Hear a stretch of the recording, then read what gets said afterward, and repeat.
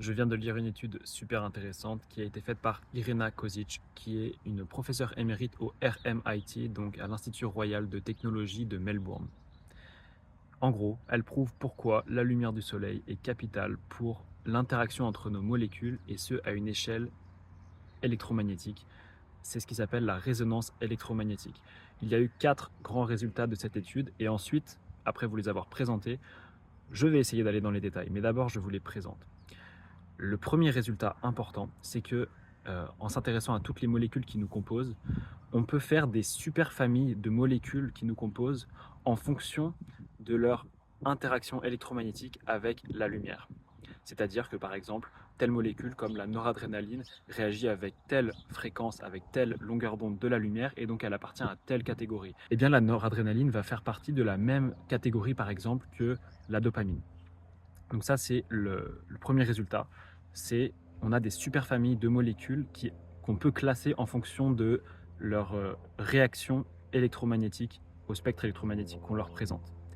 La deuxième chose, c'est que de façon curieuse et logique, ces super familles, en fait, elles s'étendent effectivement de 200 nanomètres à quasiment 5000 nanomètres. Je regarderai exactement les longueurs d'onde, mais en gros, c'est ça. C'est-à-dire qu'elles s'étendent pile sur ce que nous donne le Soleil, pile sur la lumière, le spectre électromagnétique que nous donne le Soleil, 200 nanomètres à environ 5000 nanomètres. Je regarderai encore une fois les chiffres, mais en gros, ce qu'elle dit, c'est que ça supporte le fait que la vie sur Terre est permise par la lumière du Soleil. Bien sûr, ce n'est pas le seul facteur, mais c'est un très grand facteur.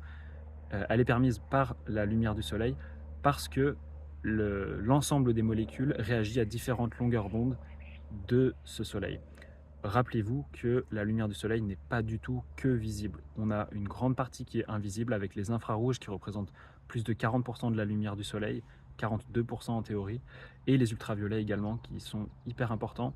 Et même une petite quantité d'ultraviolets a des effets très importants sur notre vie, des effets vitaux sur notre vie.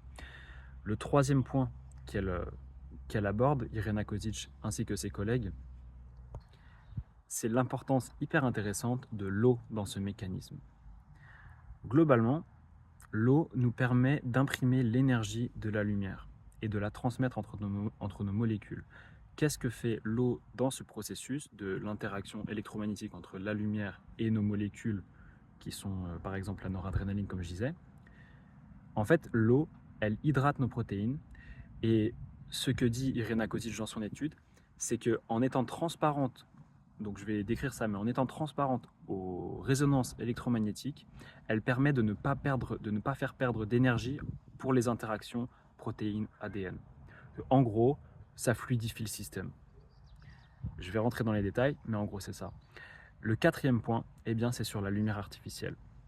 Elle décrit tout simplement la différence entre le spectre continu de lumière naturelle et la différence avec le spectre totalement discontinu d'une LED ou le spectre totalement discontinu d'une lampe fluorescente comme les CFL, Compact Fluorescent Light, en gros de toutes les sources de lumière actuelles, lampes, phares des voitures, éclairage chez nous, éclairage dans le restaurant, éclairage dans le métro, écran, lampadaire, partout.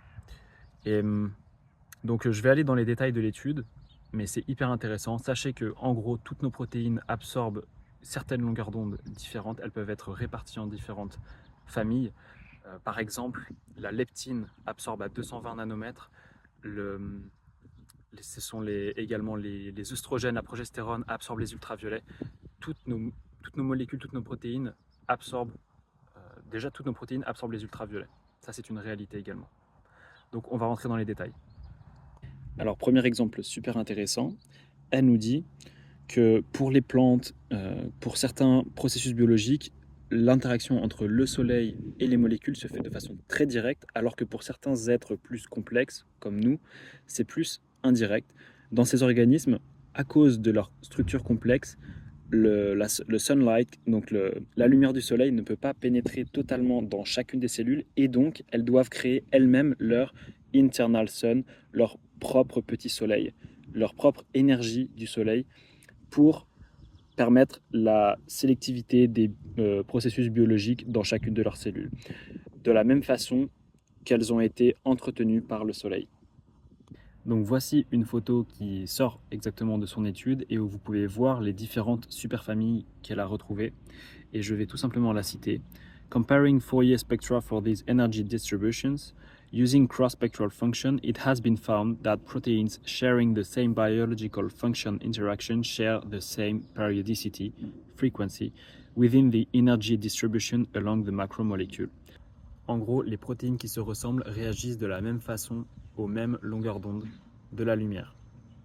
Et aussi de façon hyper intéressante, il a été montré que chaque protéine interagissant avec leur cible partage la même caractéristique de fréquence, mais elles ont une opposition de phase sur cette fréquence caractéristique. Donc en gros, que deux protéines qui vont interagir ensemble, elles partagent cette fréquence d'interaction, mais avec une opposition de phase. Je ne sais pas ce qu'une opposition de phase signifie, mais qu'en gros, elles sont faites pour interagir ensemble sur le plan électromagnétique. Ainsi, il a été proposé que les RRM frequencies caractérisent non seulement la fonction générale, mais aussi la reconnaissance et l'interaction entre les molécules, entre des macromolécules particulières et leur cible, ce qui peut ainsi être considéré comme une reconnaissance de résonance, une resonant recognition. Littéralement, elle décrit qu'il y a une charge de la lumière qui traverse la macromolécule à travers ces aminoacides, à travers ces acides aminés, et que donc il y a une vitesse, et qu'en fonction de cette vitesse, elle peut déduire que la fréquence estimée pour chaque acide aminé et chaque nucléotide inclut en fait le spectre visible et le spectre invisible. Donc que globalement, ce qui traverse la protéine, c'est bien de la lumière. Elle cite les infrarouges, le spectre visible et le spectre ultraviolet. Et pour avancer cette idée, elle a étudié par exemple la croissance des cellules grâce au laser en utilisant certaines fréquences. Elle a remarqué l'activation de la chymotrypsine grâce, pareil, à une fréquence du laser à 850-860 nanomètres. Et elle a également remarqué l'activation de photorécepteurs au niveau des plantes et pour nous. Pour les plantes, c'est donc des photorécepteurs qui, même s'ils sont très homologues, s'ils se ressemblent, en fait, ils absorbent différentes longueurs d'onde de la lumière. Et pour nous, c'est la rhodopsine et probablement la flavodoxine, donc qui sont des protéines qui sont activées par la lumière. Écoutez, je ne peux pas m'empêcher de continuer à vous lire tout ça. Donc ces comparaisons ont montré une corrélation linéaire forte entre ces fréquences. Elle avance ensuite qu'à travers cette étude et à travers d'autres études, ils ont pu remarquer cette corrélation parce qu'ils pouvaient carrément prédire les fréquences de la lactate deshydrogénase, de la voie JAK-STAT, que les médecins connaissent, également de l'émission des photons par des mélanocytes qui sont en train de mourir et par des souches de Ebola strains. Tout simplement, elle propose que le RRM, le concept de RRM, donc de résonance magnétique, c'est un excellent prédicteur, c'est un excellent facteur prédicteur des interactions sélectives entre nos molécules, entre nos processus biologiques, entre nos pathways, donc entre nos voies de signalisation des protéines, des ADN dans les cellules qui vivent.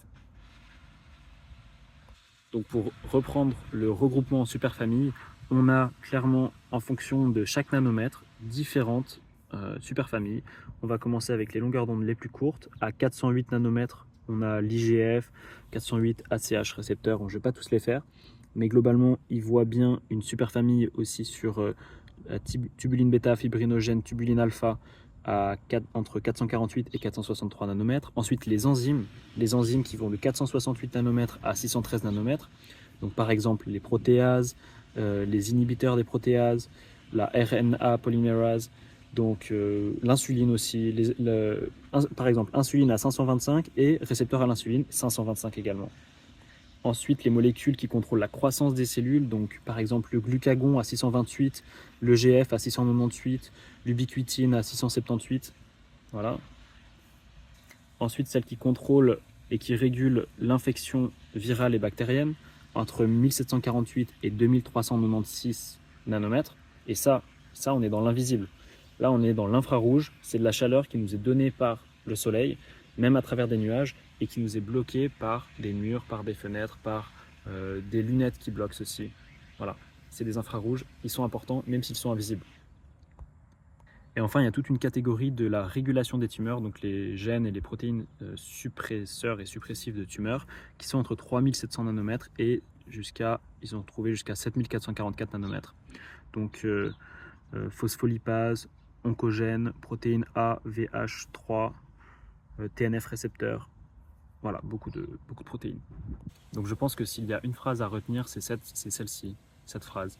This implies that protein and DNA activity is mimicking the role of the sun within the biological functions of the cells. On a des petits soleils en nous.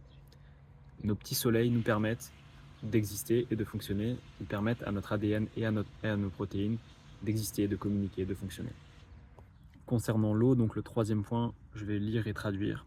Il est aussi important de noter que tous les processus biologiques dans des cellules vivantes se passent dans des milieux aqueux, dans des milieux avec de l'eau, qui est transparente aux résonances électromagnétiques, aux fréquences électromagnétiques, dans le spectre qui comporte principalement la lumière visible, comme cela a été prédit par leur modèle, le RRM, de résonance magnétique. Cela signifie que les milieux aqueux permettent aux fréquences, aux radiations électromagnétiques, donc aux ondes électromagnétiques qui ont ces fréquences-là, d'être transférées, donc l'énergie de l'électromagnétisme est transférée aux macromolécules sans perte d'énergie et ainsi de maximiser l'efficacité de ces interactions.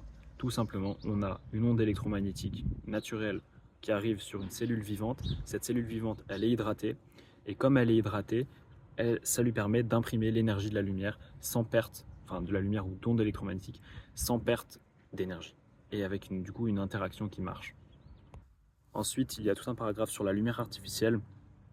Globalement, il pointe du doigt un seul, mais très important, point qui rend la lumière artificielle néfaste pour les organismes vivants.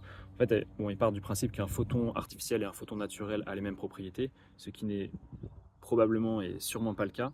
Mais en admettant qu'ils aient les mêmes propriétés, admettons que par exemple une longueur d'onde de 440 nanomètres donnée par une lumière artificielle créée par l'homme il y a 20 ans ait les mêmes propriétés que la lumière avec laquelle tout le vivant a évolué depuis 4 milliards d'années. Admettons ceci.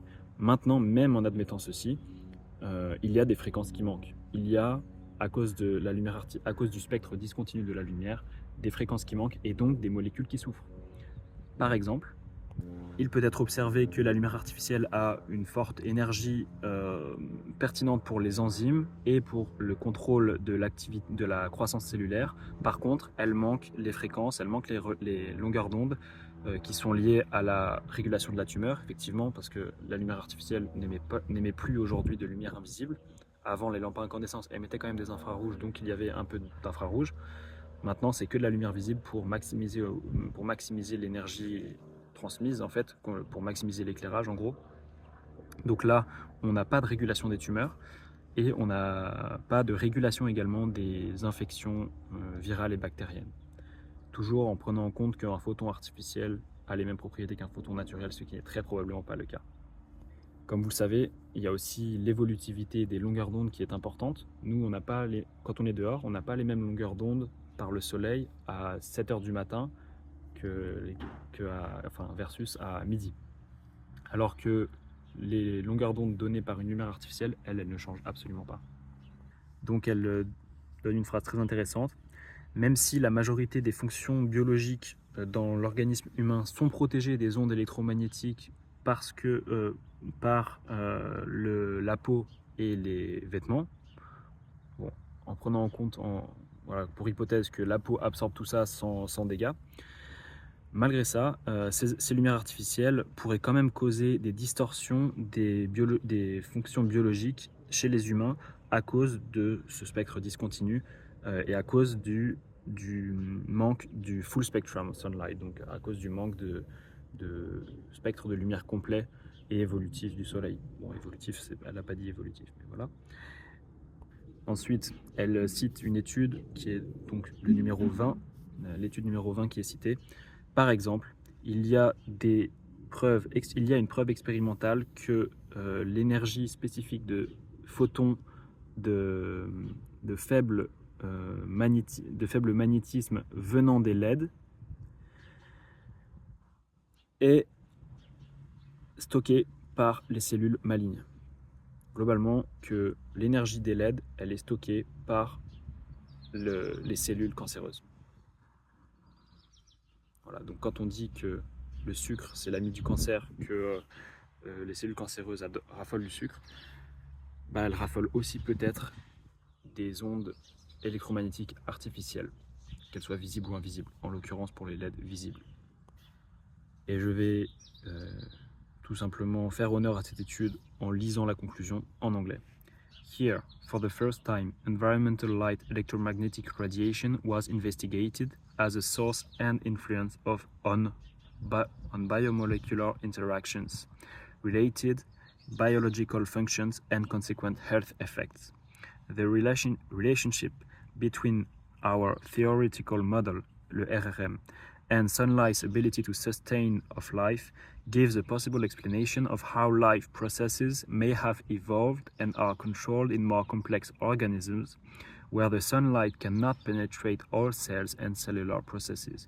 In addition, although biological processes are currently regarded as a large number of different events, we have shown that they are grouped in a relatively small number of general functions. Donc nous, en gros, bon, je suis obligé, mais en gros, on a tendance à tout compartimenter énormément en plein de sous-molécules, plein de sous-familles et tout, mais qu'en fait, on peut vraiment faire des très grosses familles, en quelques grosses familles, mais cette fois-ci selon un spectre électromagnétique.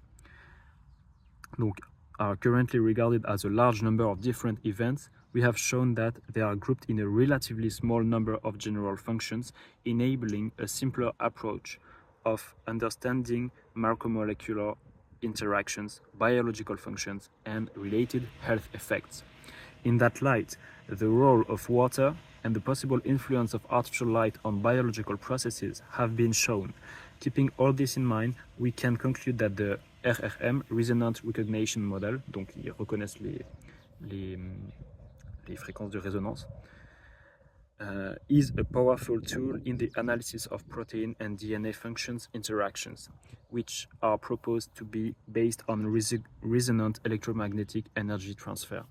Transfert d'énergie par les macromolécules en fonction de leur exposition à tel ou tel spectre électromagnétique, naturel ou artificiel.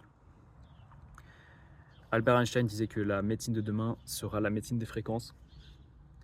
Moi, je pense qu'il avait raison. Et je prends pas trop de risques en disant ça, c'est quand même Albert Einstein. Mais en tout cas, les preuves sont là. Enfin, les pistes sont vraiment là. Que l'être vivant réagit à l'électromagnétisme qui l'entoure. Si l'électromagnétisme qui l'entoure, c'est le même que celui avec lequel il a évolué, ses grands-parents ont évolué, ses arrière-grands-parents ont évolué, a priori, il est dans les bonnes conditions pour bien évoluer, pour que ses protéines fonctionnent bien, pour que son ADN fonctionne bien. Mais si on modifie cet environnement électromagnétique, de façon visible ou invisible, en fait, c'est du bon sens que les conséquences doivent arriver. Et les conséquences sont arrivées depuis le XXe siècle. Maintenant, comme vous le savez, depuis 1992, ce sont maintenant des LED bleus qui nous éclairent, ce ne sont plus des LED qui n'étaient pas bleus, ce ne sont plus beaucoup moins quand même les néons d'anciennes technologies. Aujourd'hui, ces LED émettent un énorme pic de lumière bleue artificielle, émettent également de la lumière verte, de la lumière jaune, à un moment qui est aussi inopportun. Là, ça n'a pas été discuté par l'étude, mais c'est à un moment qui... Nous, on a cet éclairage après le coucher du soleil, principalement. Et en fait, il faut comprendre en premier lieu à quel point notre santé dépend simplement, et c'est quelque chose de totalement sous-estimé aujourd'hui, à quel point notre santé dépend de la perception des longueurs d'onde qu'on perçoit à travers nos yeux et notre peau, et en particulier à travers nos yeux.